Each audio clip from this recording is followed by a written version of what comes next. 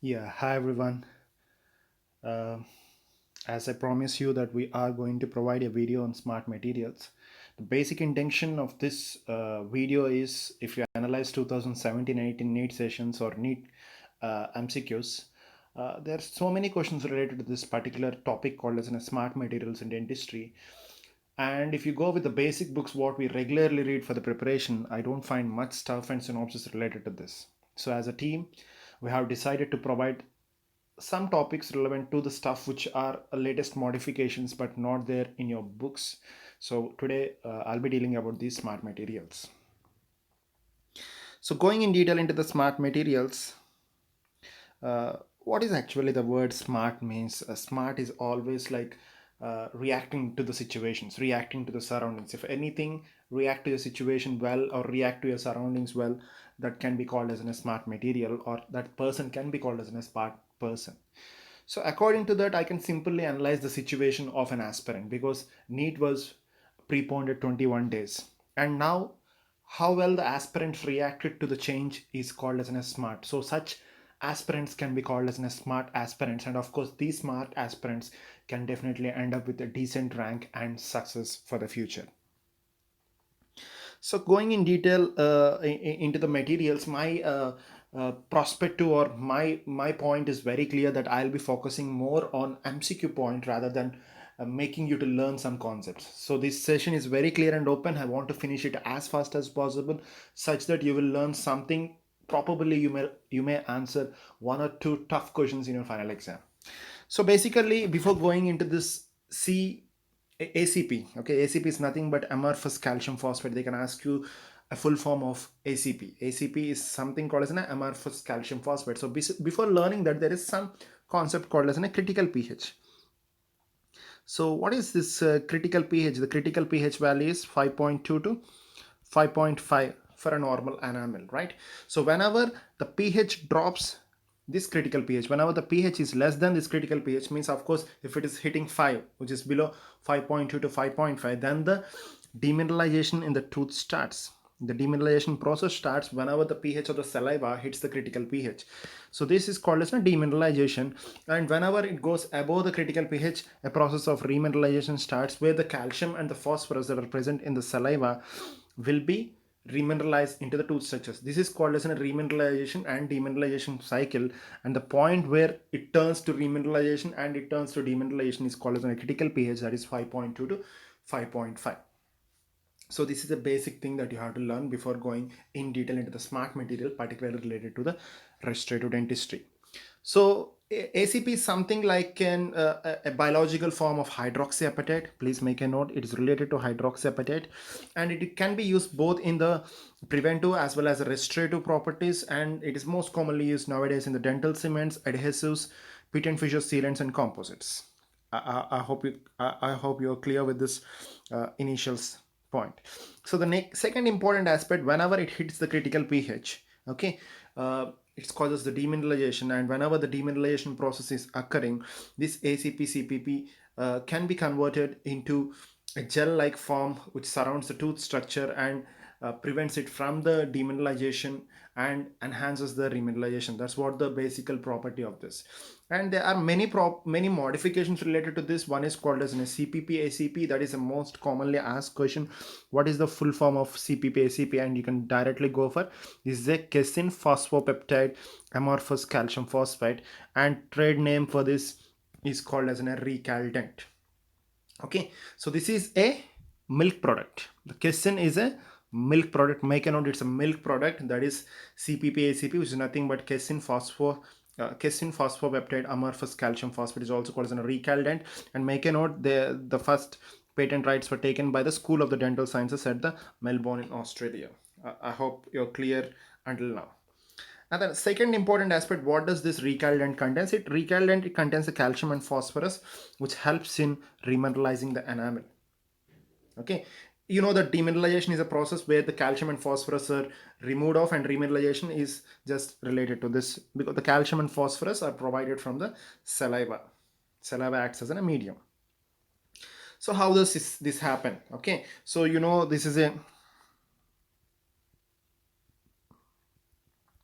think this is a tooth structure. So whenever you apply this recaldent, it's going to form a thin cover over which it provides a higher amount of calcium and phosphorus, by which the remineralization can be aggravated. So the peptide part of recaldent, that is casein phosphopeptide, may contain calcium and phosphorus in amorphous and soluble form. That is more important, they are present in the soluble form. Okay, this CPP ACP binds to the tooth structure, I have explained clearly, and to the bacteria plaque, and thus provide a soluble calcium phosphorus at a higher concentration of the tooth surface. Regularly, calcium phosphorus are provided by the saliva to the tooth, but when this is applied, the concentration of the calcium and saliva on the tooth surface will be very high, will be many times more when compared with the normal saliva, phosphate and calcium concentration.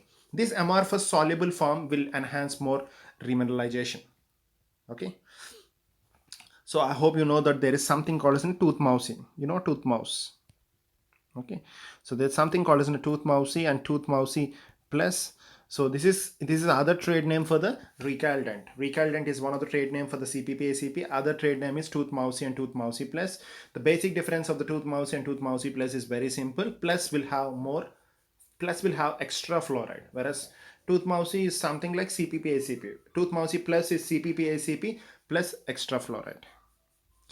Okay, and we are done with CPP ACP. They can ask the basic questions like what is full form of ACP, what is the full form of CPP ACP, what are the remineralizing agents available in the market, that is recaldent or tooth mousy, what is the basic difference between tooth mousy and tooth mousy plus, how does this remineralization takes place, what is the product, where it come from, and they can ask you the Melbourne, Australia school.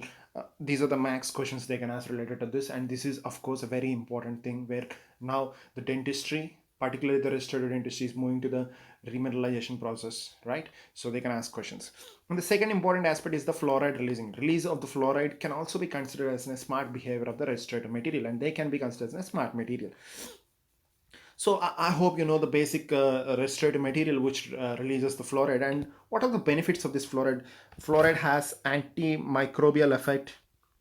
So the accumulation of the plaque on the restorative material or the tooth surface can be reduced. They convert the hydroxyapatite to fluorohydroxyapatite, a known thing. And whenever initially they have a less release of the fluorides, initially the fluoride release effect and substantial release of the fluoride over a period of time. And please try to learn all of these, because the release of the fluoride can depend upon the external environment, because when the external environment changes, the fluoride release changes. So that's what the smart behavior of this restorative material. Clear? I hope it's clear. So next is about the classification of this. So this smart material can be categorized into passive smart material and active smart material. Means passive smart material are the release of the fluoride in the oral cavity is continuous. It's continuous and it does not depends upon the uh, environmental situations. They does not react whatever may be the situation.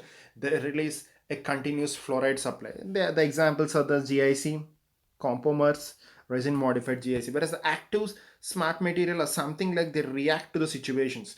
When the situations are drastic outside, they release more fluoride. When they're worst outside, they release less fluoride. And this is what happens. And the examples are the smart composite and ACP composites. ACP is nothing but CPP ACP composite with calcium amorphous phosphate in them are called as an ACP composite. So smart composites and ACP composites are active smart material, whereas passive smart material are regular things what we have, that are GIC, compomers and resin modified GICs. So the next one is, what is smart composite? They can ask a question. The trade name of the smart composite, make a note. Smart composites, they release fluoride, hydroxyl ions and calcium ions whenever the pH drops. Means whenever the pH drops, they are reacting to the surrounding and they are giving fluoride and this calcium and XYZ. So they are reacting according to the surroundings. So they are called as a smart material, and of course they are called as an active smart materials, and thus they counteract the decalcification process of enamel and dentin. Please learn about the ingredients that are present in this, and this is the comparison of the fluoride release with the GIC and compound. Please learn about that statement. Okay, next one is something called as a self-healing composites. A common term nowadays. We find so many MCQs related to this self-healing composites. And what is this and what happens in this?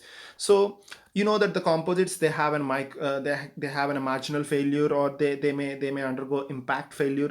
So whenever this happens, like the new innovative technique called as a bio-inspired approach that helps in enhancing the self-healing process, means whenever there is a break, something is going to release inside and it heals by itself. That's called as a self-healing composites. Make a note, don't get confused. There are two terms called as a self-sealing and self-healing. Okay, don't get confused. Self-healing is amalgam, whereas self-sealing is a type of composite. Self-healing is a type of composite, whereas self-sealing material is a term that is given to amalgam. Amalgam is called as a self-sealing material. It seals by itself because of the corrosion of the tarnishing products that are outcomes of the amalgam restoration, whereas self-healing is a type of composite.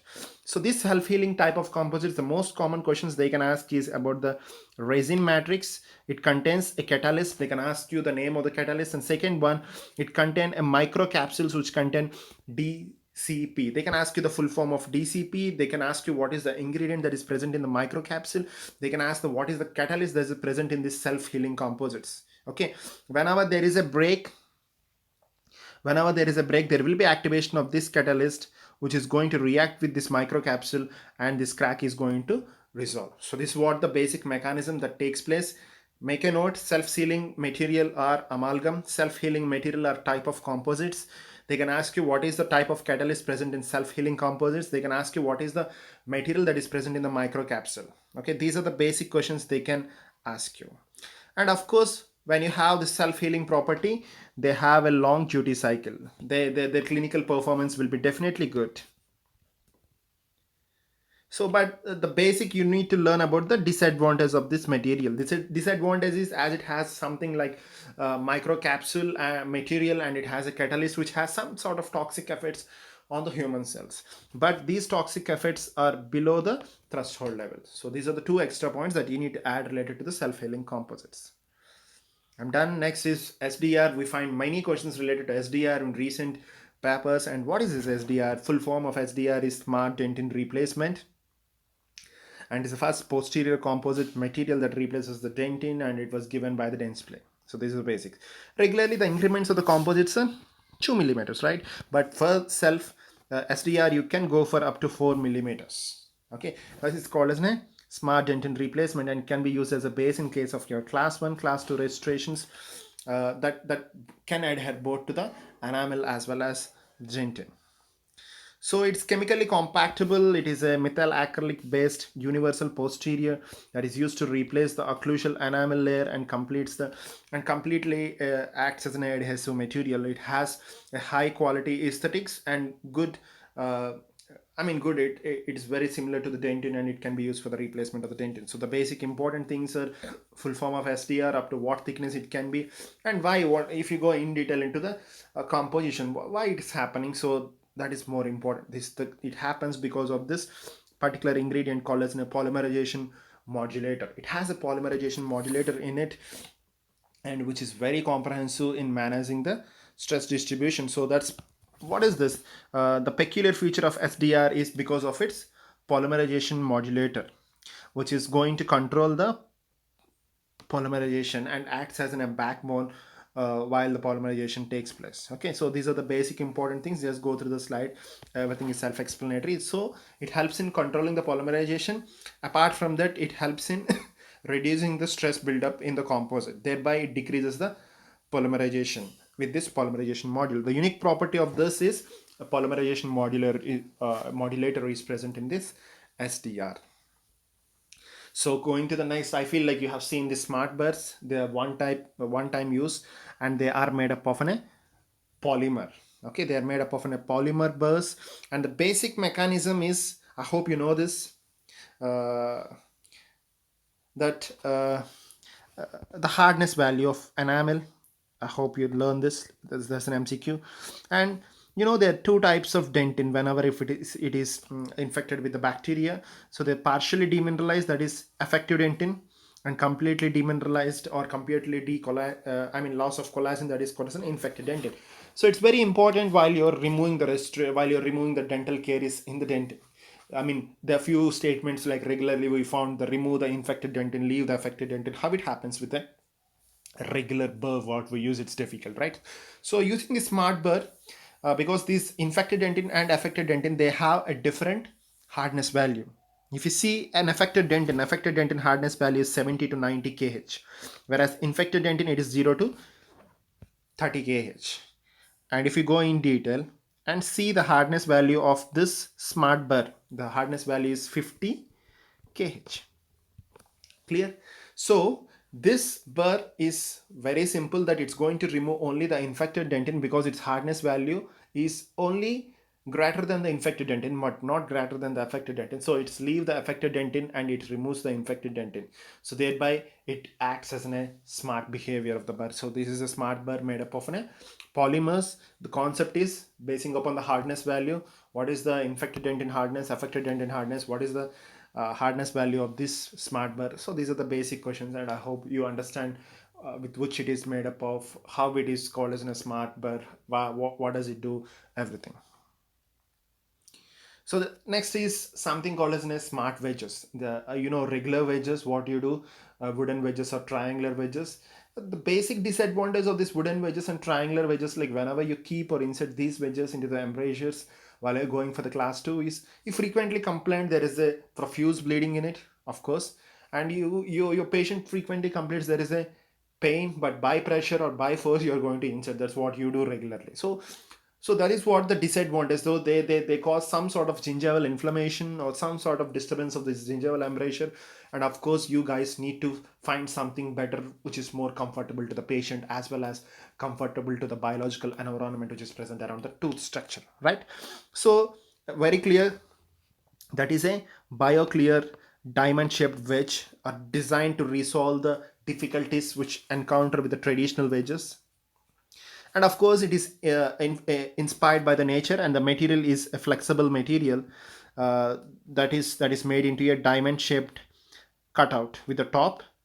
And this helps in inserting with a minimal pressure, by collapsing during the insertion. Means whenever you keep a pressure, it collapses, inserts us, and once it fits into the embrasure space, it relaxes and it comes its original form. That is called the flexibility of the material. Okay, so if you go into the diagram, this is what the smart diamond wedges are. It has in a flex finger. Okay, so learn about this. They're not much important, but they can ask a diagram based question in your AIMS exam. They have a grift handle which for better handling and placement.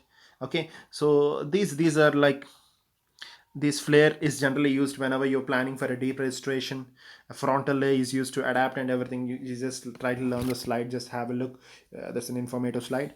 So they are available in 5 sizes. Okay, just learn about it. You may encounter question related to smart materials. They allow to ask such things, new things to the students in the Neet as well as in the AIMS and PGA. So very simple. While still maintaining a strong separation between the two teeth, the flexibility of this material makes them adapt excellently to the marginal adaptation, thereby not affecting the gingival area or not affecting the embrasure around the tooth structure. Okay, so this is what about the smart diamond wedges. So the next important aspect is something called as an active point. We find few questions in your recent examination, in the last weekend examination, you find something called as an active points. There is some sort of controversy regarding this active points, but please learn the term and just move on. That's what I say, because there are two active points. A few people, they call as an active points or chlorhexidine points. There is something called as an active GP. Okay, that comes in your monoblock whenever a GP that is coated with the GIC, around GP coated with the GIC, it's called as an active GP, and something called as an active points which are chlorhexidine coated. Okay, I mean, of course, if you coat chlorhexidine to your Gatapacha points, there will be more antibacterial. And make a note, the chlorhexidine percent that is used here is 5%. It's simple mechanism. It acts as a regular mechanism of chlorhexidine. which is an advantage whenever it is quoted with GP. Just learn about the slide, that's more than enough. Next is about the smart ceramics. There are two questions related to the smart ceramics directly or indirectly in 2018 questions, according to the collection what I made. And apart from this, there are one or two more questions in 2017. So now, of course, you need to give some damn importance while we are talking about ceramics and in specific about the smart ceramics. And aesthetics is one of the major concerns why the ceramics came into existence, of course, and you need to be more aesthetical. So if you want to go for an aesthetic restoration, you need to go for all ceramic. And the disadvantage of all ceramic previously is like it fractures. So to enhance the properties in the all ceramics, the new thing that came into existence is regularly you found like a high-tech ceramic zirconium is now available in the market. That's what this high-tech ceramic zirconium is nothing but called as a smart ceramic. Why it becomes smart ceramic is the neat question. Which is called as smart ceramic is the neat question. Of course, direct question, smart ceramic is zirconium, and why it happens we'll learn right now. So zirconiums are nothing but a polycrystalline ceramics that does not contain glass. You need to add this point because they can ask a MCQ on this. All atoms are packed in a regular crystalline array, okay, which is more difficult to determine the crack that is going through, and the atoms are in less dense and irregular network found in the glasses. So that's the basic difference between the glass and the zirconium. And however, these are more tougher than stronger than the glass beaded because they have an organized network without any glass interface between them. Okay, the next is at firing temperature. There are two phases in the zirconium. Regularly at a room temperature it is monoclinic, and uh, at the firing temperature is tetragonal. So whenever the transformation occurs from this phase to this phase, there will be increasing in the volume. How much increase? That is 4.4%. The common questions they can ask is how the phase transformation occurs from the in the zirconium there, that's going from the tetragonal to monoclinic, and when this happens, what is the amount of volumetric change? That is 4.4%. So these are the basic questions they can ask about this. So whenever there is a phase transformation change, of course there is a change in the transformation phase whenever it is stressed or whenever it is fired at a higher temperatures. So that causes an increasing in the volume in the atoms, and which prevents the crack propagation. It prevents the crack propagation or redirects the crack propagation, by which it inhibits the crack propagation, the ceramic restoration. Okay, so apart from this, in 1980s, ceramic engineers leads to stabilizing this tetragonal form at room temperature by addition of some amount of masses of calcium and yttrium and cerium. Okay, so learn about this slide, not that important, but make a note. So how the process can be prevented? Simple. Whenever there is a crack initiation, so early crack propagation starts. So whenever the crack propagation starts, there will be increasing in the stresses and the transformation of monoclinic to clinic and increasing in the volume. So whenever this volume increases, it becomes benefits, and it's going to shield the crack. It's going to shield the crack or prevent the crack or redirect the crack. This is the smart behavior of the ceramics, type of ceramics which are called as a zirconium. So this resulting in the crack closure, and that's the reason why zirconiums are called as a smart material. I hope points are very clear and precise. So next is something like a smart coating for the dental implants. There are many questions related to this, which are given previously in your COMEDK and many other exams, and of course now they can ask. Okay, I hope you know this. So add-on points, basically the smart coatings are regularly not initially used in the dental point of view. They're used in the knee surgeries, and now it is preferred or moved to the dental implants. Okay, so it's very simple that the coating creates a crystalline layer which is very close to the implant surface, and next is going to create an amorphous outer layer that touches the surrounding bone. And this amorphous outer layer which is touching the surrounding bone, it has more calcium, more phosphorus. Whenever you have more calcium, more phosphorus, the bone loves it and the bone encourages its growth. It's very simple. So the main indentation, the main indication why we are planning to go for this smart coating is to enhance the amorphous outer layer that touches the bone. So this amorphous outer layer is going to provide more calcium and phosphorus where the bone can grow. So the bone can grow into these coatings as an amorphous layer dissolving, resulting in improved bond between the bone and the tooth structure, or the bone and the implant, that is called as an osteointegration. And a known thing again, osteointegration basic definition is a Neet 2018 MCQ. Okay, so please learn about that. This bond also makes the implant more functional because bonding ensures and enables the bone and the impact to do a better job while sharing the load. Okay, I hope it's very clear. The points are self-explanatory. Let's go through the slides. So what I've tried is recently, I mean, they have tried different aspects on this. Particularly the most commonly used are plasma sprays. They can try it. The most commonly used are hydroxyapatite crystals they have tried. And now the research is moving towards something better than this, that is nothing but called as silver nanoparticles. Okay, so they have tried these silver nanoparticles coating onto the implant surface, and the silver particles will act as an antimicrobial and in and around this amorphous layer whenever it amorphous layer dissolves.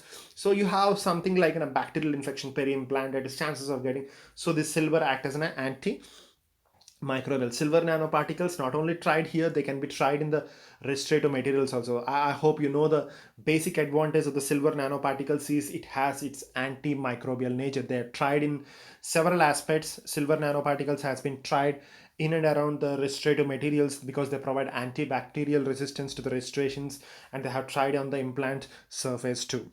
Okay, how this silver reacts and how this advantages and everything, this is a smart, this can be called as a smart coating. Self-explanatory, please try to read it. The next one is something called as a smart sutures. Okay, we are done with smart implants, now moving to the smart sutures. These suture material are thermoplastic polymers, means which react to the temperature. So apart from these, they have special properties like shape memory and biodegradable properties. So they are applied loosely in a temporary shape, and they are sutured off. Whenever the temperature rises above the thermal translation temperature, I hope you know that majority of these surgical techniques, they lead to inflammation 1 or 2 days after, right? That's a simple known thing. So the temperature will hit above the transitional temperature, and the knot, what we generally go for a loose knot for this smart suture material, they shrinks and tightens, applying an optimum force which the blood vessels or the sutured area can withstand. So this thermal transformation temperature, it's very close to the human body temperature, and that is a clinical significance in tying a knot prior, I mean, like providing less stress to the surgical site. Hope it's very clear. You can see clearly at 20 degrees temperature, you can see the differentiating line, whereas at 37 and above 41, the knot is becoming tight and approximating the incision area or sutured area. Hope it is very clear, right? I'm moving ahead. So these sutures, they sense the surrounding and they modify according to the situation. Whenever there is inflammation, they tightens. Whenever the inflammation is going off after a few days, it loses off and provides the relaxation for the suturing area there. That's what it does. So these suture materials are mindless threads no more. Okay, they're not mindless threads. They react according to the situation because they are provided with some sensor. The sensor is added. This is something called as smart. So this is other type of smart suturing material. They have temperature sensors and micro heaters. They modify according to the situation. Whenever they detect the infection, and whenever they have an infection, they modify and provide extra ingredients that are necessary for the growth or prevention of infection around the suturing material, around the suturing site. Hope clear. So the suturing material can measure the temperature. Whenever there is an increasing in the temperature, they deliver heat to the wound, and which is known as which helps in aiding the aiding the healing. And there are few suture material that they have drugs on it. Okay, polymer coated with a drug. So whenever there is an increasing the temperature due to the inflammation, due to the infection, the drug is released, and that helps in the process of healing or in prevention of infection. So something called as called as a one more ad that is called as a smart antimicrobial peptides. Okay, this is prepared by killing the Streptococcus mutant, which is a principal organism that is causing the dental caries. And the concept of the tissue regeneration, which is in the tissues, can regrow in the oral cavity. Uh, it's still in the research. They're still trying to develop. I mean, dentin was tried, was not in the clinical scenario right now, but dentin was tried. But still, there are some researchers that are going to develop enamel also. Hopefully, it may be the latest trend. Okay, if enamel regenerates, of course, the dentistry will end, particularly departments of endo and cons will be closed. Probably it may not come into existence. So this is related to something called as a smart antimicrobial peptides. Okay, which applies the advantage of this tissue engineering and biotechnology to grow the cells that produce the enamel, dentin, and the pulp. And I hope you know this particular uh, BRAX gene 1 that is isolated along the growth plates, and which helps in controlling the growth of the enamel. Okay, uh, I hope you understand this basic information related to the smart materials, which is important aspect. My focus is mainly on the, I have covered almost all 2017-18 MCQs which were given related to the smart materials indirectly or directly in the Neet sessions. And I have added a few more important points up to which the paper setter can expect from you. Thank you all. Signing off, Dr. Srikanth, team MDS Conquer.